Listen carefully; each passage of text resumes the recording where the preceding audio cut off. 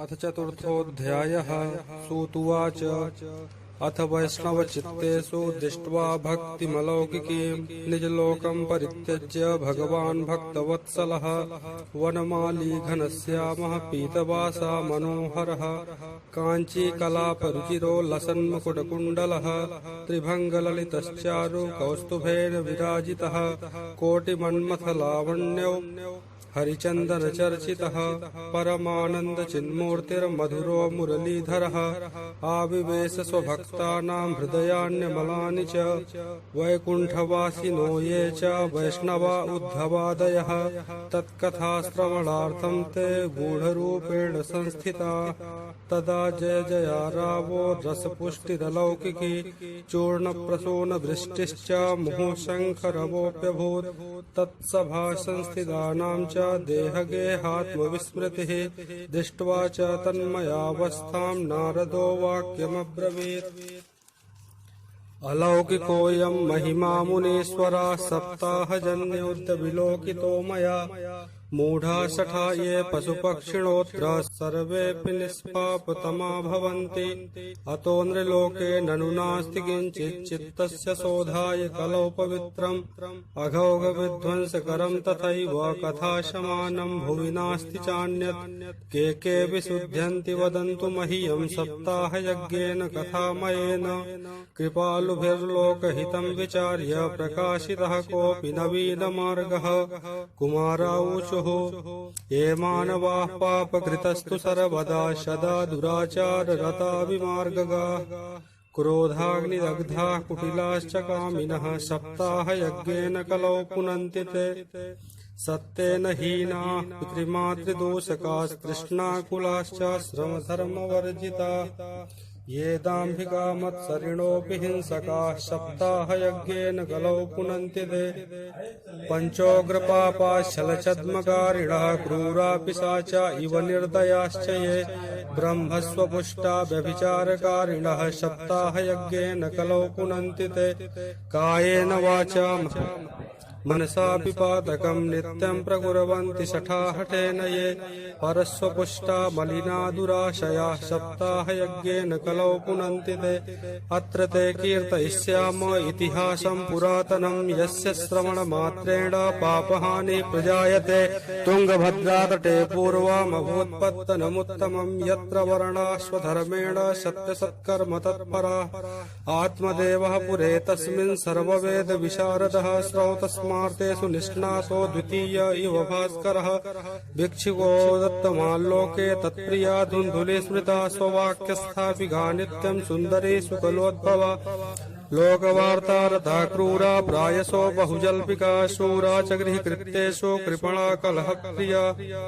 एवं निवसतो प्रेम्णा दम्पत्योरममालयो अर्थाकामास्तयोरासन्न सुखाय गृहादिकम् पश्चाद्धर्माशमारब्धास्ताभ्यां सन्तान हेतवे गोभूहिरण्यवाशांसि दीनेभ्यो यच्छता सदा धनार्थं धर्ममार्गेण ताभ्यां नीतं तथापि च न पुत्रो नापि वा पुत्री ततश्चिन्तातुरोऽभृशम् एकदा द्विजो दुःखात् गृहं त्यक्त्वा वनं गतः मध्याह्ने तृषितो जातस्तडागं समुपेयिवान् पीत्वा जलं निषण्डस्तो प्रजा दुःखेन कर्षितः मुहूर्तादपि तत्रैव सन्न्यासी कश्चिदागतः दृष्ट्वा पीतजलं तन्तो विप्रो यातस्तदन्तिकं नत्वा च पादयोस्तस्य निःश्वसन् संस्थितः पुरः यतिरुवाच कथं रोदिसि विप्रत्वं का ते चिन्ता बलीयसि वदत्वं सत्वरं मह्यं स्वस्य दुःखस्य कारणम् ब्राह्मणोवाच किं ब्रवीमि से दुःखं पूर्वपापेन सञ्चितं मदीयाः पूर्वजास्तोऽयं कवोष्णमुपभुञ्जते मद्दत्तं नैव गृह्णन्ति प्रीत्या देवा द्विजातयः प्रजा दुःखेन शून्योऽहं प्राणास्त्यक्तुमिहागतः धिग्जीवितं प्रजाहीनं धिग्गृजं च प्रजां विना धिग्धनं च नपत्यस्य धिक्कुलं सन्तति विना पाल्यते या मया धेनुषा वन्ध्या सर्वथा भवेत् यो मया रोपितो वृक्षः सोऽपि वन्ध्यत्वमाश्रयेत् यत्फलम् यत्फलं मद्गृहायातं तच्च शीघ्रं विनश्यति निर्भाग्यस्य नपत्यस्य किमितो जीवितेन मे इत्युक्त्वा सारुरोधोच्चैस्तत्पार्श्वं दुःखपीडितः तदा तस्य यथेश्चित्ते करुणाभूद्गरीयसी तद्भालाक्षरमालां च वाचयामास योगवान् सर्वं ज्ञात्वा यति पश्चात् विप्रमुचे सविस्तरं यतिर्वाच मुञ्चाज्ञानं प्रजारूपं बलिष्ठा कर्मणो गतिः विवेकं तु समाशाद्य त्यज संसार वासनाम्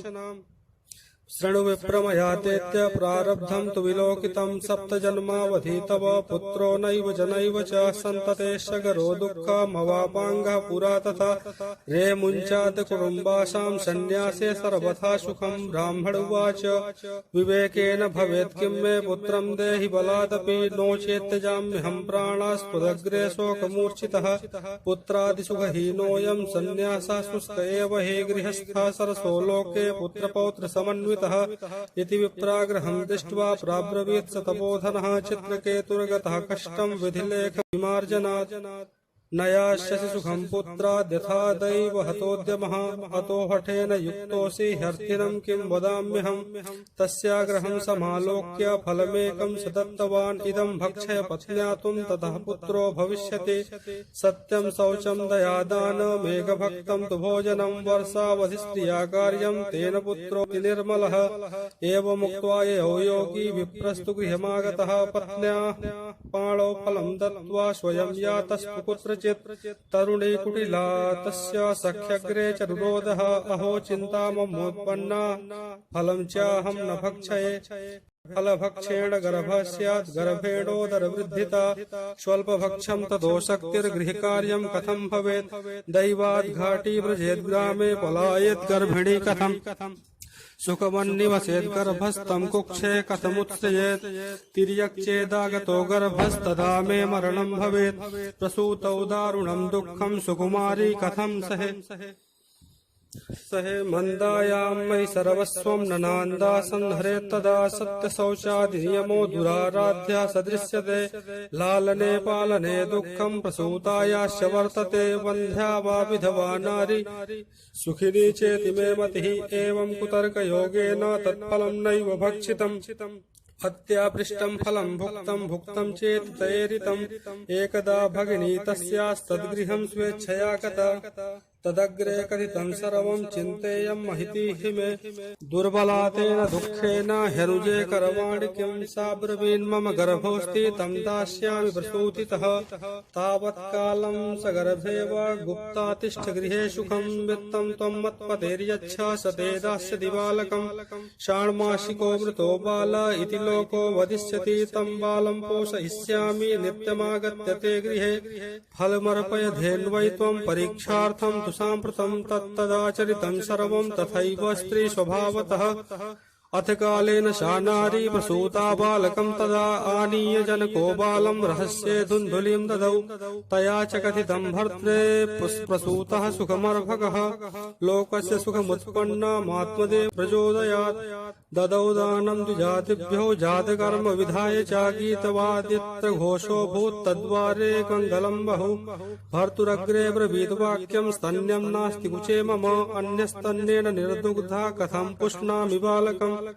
मत्स्वश्च प्रसूताया मृतो बालस्तु वर्तते तामाकार गृहे रक्ष शातेर्भं पोषयिष्यति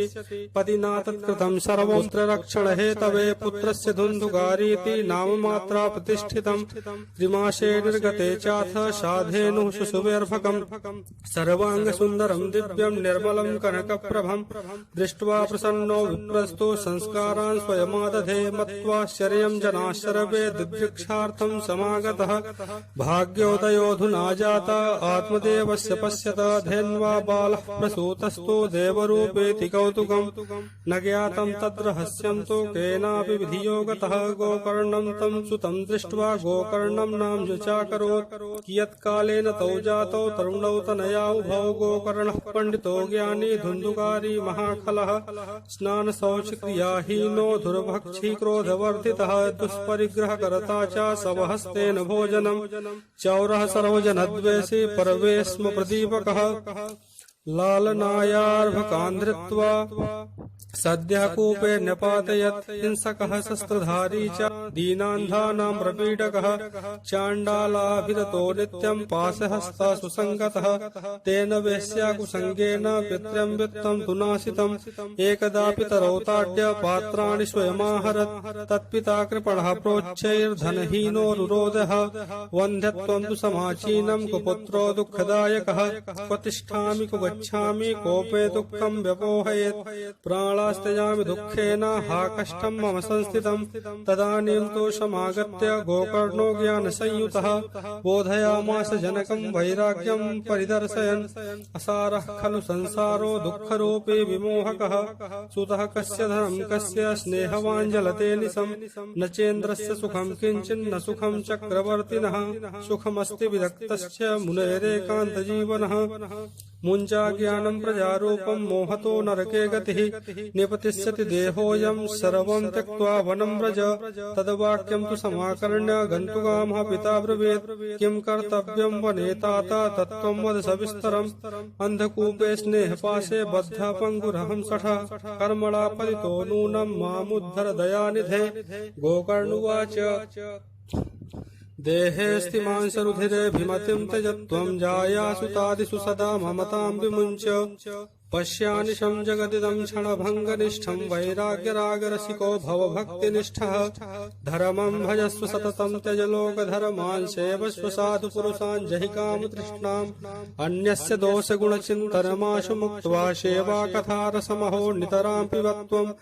एवं श्रुतोक्तिवशतोऽपि गृहं विहाय यातो वनं स्थिरमतिर्गतषष्टिवर्षः युक्तो हरेरनुदिनं परिचर्ययाशौ श्रीकृष्णमापनीयतं दशमस्य पाठात् ओम स्वस्ति श्री पद्म पुराणे उत्तरखंडे श्रीमद् भागवत महात्म्ये विप्रमोक्षो नाम चतुर्थोत्सवः श्री बालचंद्र कृष्णार्पणमस्तु।